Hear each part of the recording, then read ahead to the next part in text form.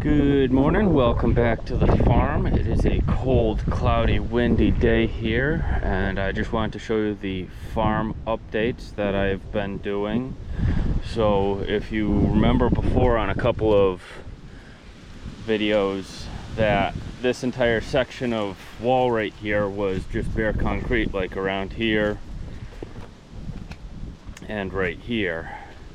It's all just bare concrete, like 30 plus inches showing. So whenever I had a fire in the stove down cellar, I would lose a bunch of heat right out the concrete wall right around there, which never was an issue when we got a bunch of snow. We used to get 5, 6, 7 feet of snow. I remember you wouldn't be able to open that window. You'd actually have to come around and shovel snow so you could see out that window sometimes. And we just aren't getting that volume of snow anymore. So what I've been doing is I'm going down 32 inches along the side here and then out another 16 inches, just because I can't dig down 48 inches all the way around in some spots. Some spots there's ledge that they poured the concrete cellar up against. Some places, like right here, I have my septic tank, so I couldn't go down, so I just went out just above the septic pipe for 16 inches in a way, and that way the heat also has to go down and also under. But what this is effectively doing is turning a lot more of this concrete into a thermal mass up top here, and just lowering how much heat I'm losing whenever I have a fire in the cellar, causing more heat to go up through.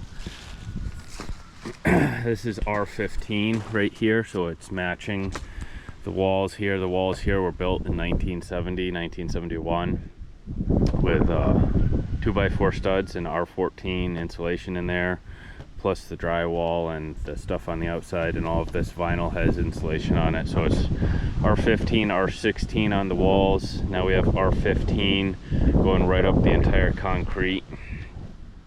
Well, the top half of the concrete. I've added this frame, that is my sump sticking out, coming out and going down through. I've added this frame as protection, and then this just as a little bit more protection from rain and wind.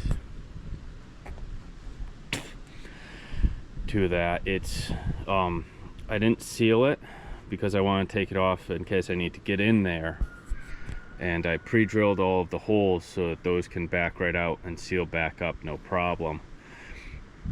The stone goes down about 4 inches, that way there's plenty of drainage for any moisture that does get trapped in there.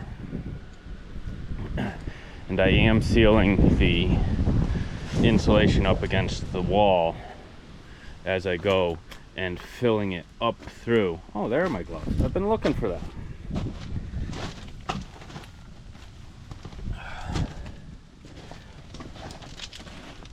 And sealing the insulation as I go up through and building it up more, because like right here we have like 30-40 inches of open concrete, and we're just losing heat like mad through there. But from this section over, from that section over, I've done the entire back half. I pulled some of these decorative bushes out that my parents put in when they first built the house. It was great back then, but like I said, this used to be 2 feet plus of open concrete. It's now 16 inches of R15 insulation. I do have some finish work that I've got to do along the top here to seal it and to seal the edges, and then I'm going to cover it probably first thing next spring.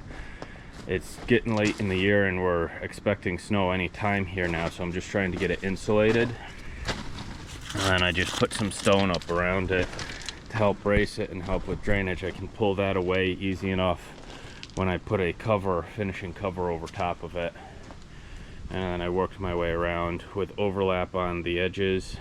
And like I said, the 16 inches comes out here, and goes that way, so I don't have a shortcut in the corner here. But that's how we're insulating and upgrading the house this year. Like I said, it causes that concrete to turn into more of a thermal mass, Makes the fires that I have in here that much more efficient. Helps save the concrete because it helps dry that out. I still have to do the front of the house. I'm not adding a cover like this onto that window because that's where my dryer vent is, and I just want that open. I'll come do something like that similar. I'll come upgrade that later at some other point. But that's today's video. It's the insulation of the cellar and the upgrades like that. And let me know in the comments any upgrades that you guys are doing, any other ideas, and have a good, wonderful, cold winter.